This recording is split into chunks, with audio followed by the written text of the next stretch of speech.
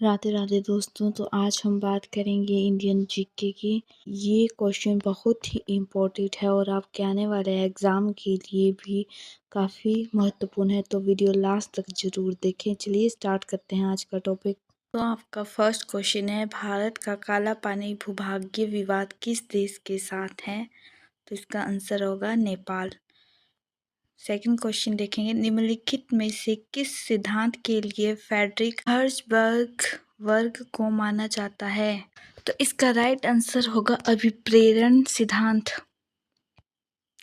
Next question है, भारत में पहला श्रम आंदोलन कब हुआ?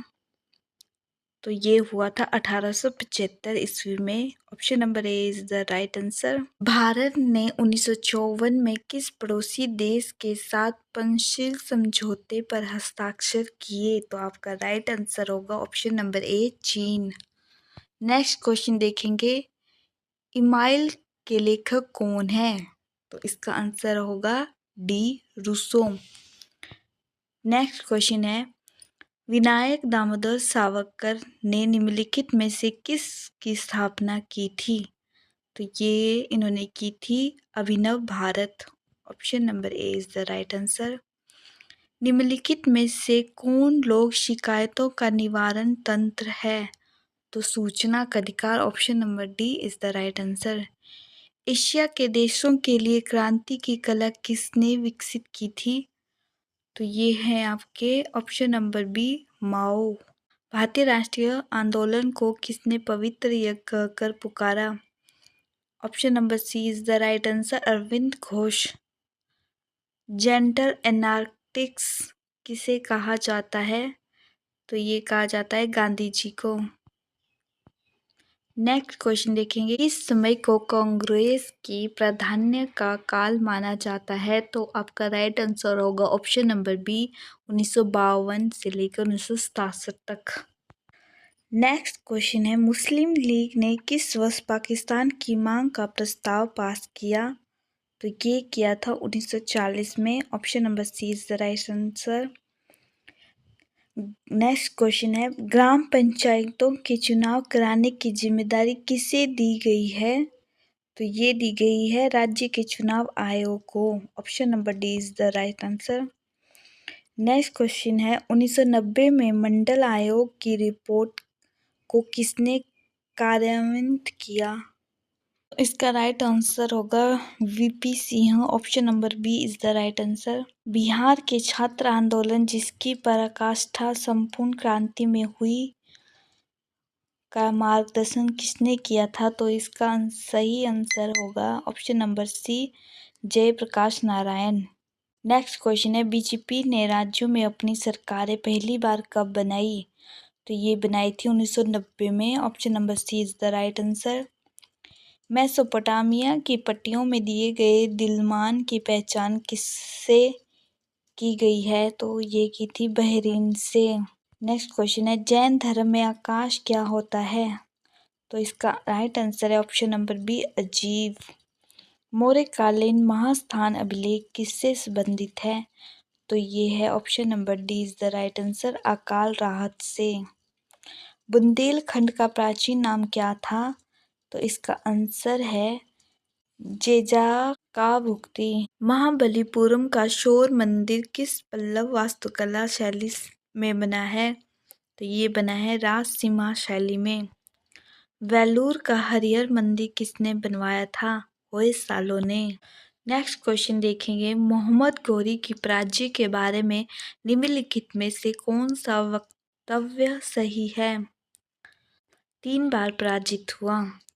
तो यह जो है 3 बार पराजित हुआ था। भारत में सबसे पुरानी कागज की पांडुलिपि कहाँ मिली है? तो ये मिली है गुजरात में।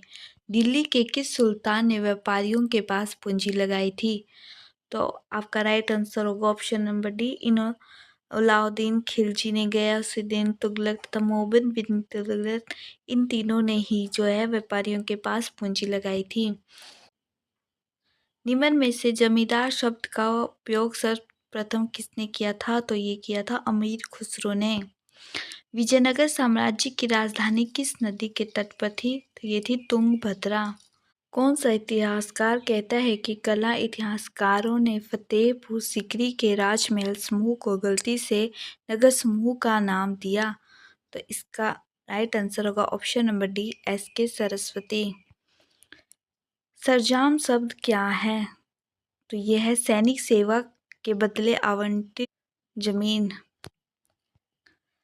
लॉर्ड कॉर्नवालिस ने बोर्ड ऑफ ट्रेड के सदस्यों की संख्या घटाकर कितनी की?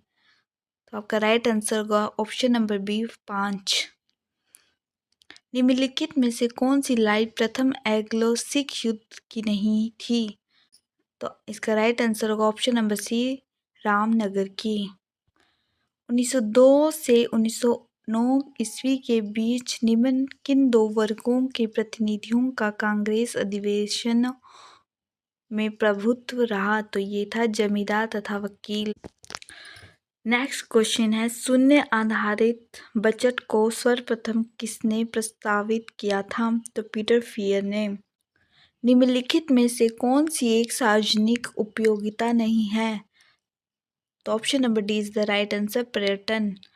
किस वर्ष में भारतीय संसद द्वारा सेबी अधिनियम पास किया गया था? भारत में सकल घरेलू उत्पाद का आधार वर्ष बदल कर दिया गया है।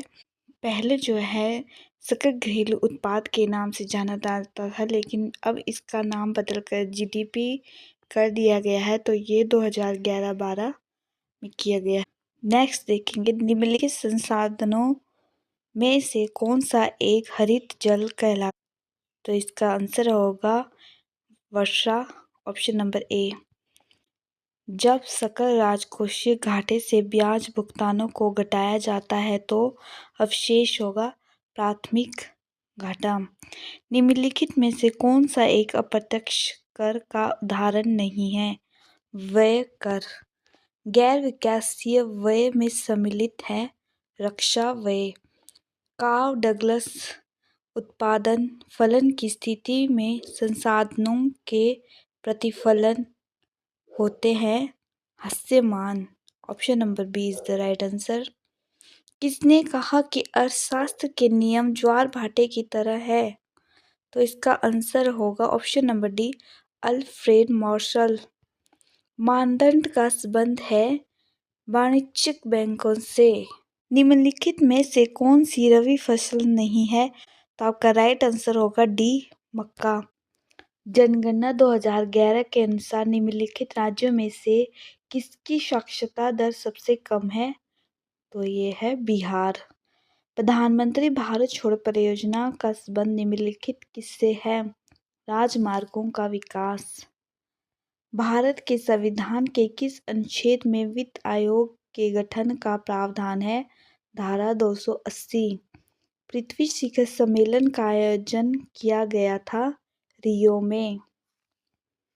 पृथ्वी सम्मेलन 5वां जो है आयोजित हुआ था, ये हुआ था 1997 में। राष्ट्रीय पर्यावरण अभियांत्रिक शोध संस्थान जिसे NEERI कहते हैं वह है नागपुर में। राष्ट्रीय पर्यावरण अभियांत्रिकी शोध संस्थान कब स्थापित किया? तो ये किया था 1958 में। विश्व मौसम विज्ञान संगठन का मुख्यालय अवस्थित है, तो ये है जिनेवा में। संयुक्त राष्ट्र पर्यावरण कार्यक्रम का मुख्यालय कहाँ है? नैरोबी में। ग्रीन पीस इंटरनेशनल का मुख्यालय कहाँ अवस्थित है? एम्स्टर्डम में। पांडा किसके समान कुल का है? भालू।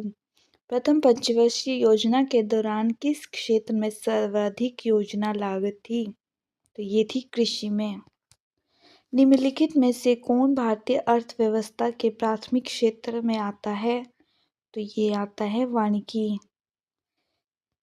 नेक्स्ट क्वेश्चन है, निम्नलिखित में से कौन सी राज्य विधानसभा में सबसे कम सीटें हैं? तो ये है सिक्किम में। Option number A is the right answer. तो सिल्वर रेवोल्यूशन किसके उत्पादन से संबंधित है? तो ये है अंडे से। तो ये थे आपके कुछ MCQs। यदि आपको वीडियो अच्छी लगी हो तो लाइक शेयर कमेंट ज़रूर करें तथा चैनल को भी सब्सक्राइब कर दीजिए ताकि आपको इसी प्रकार अपडेट्स मिलती रहें। धन्यवाद।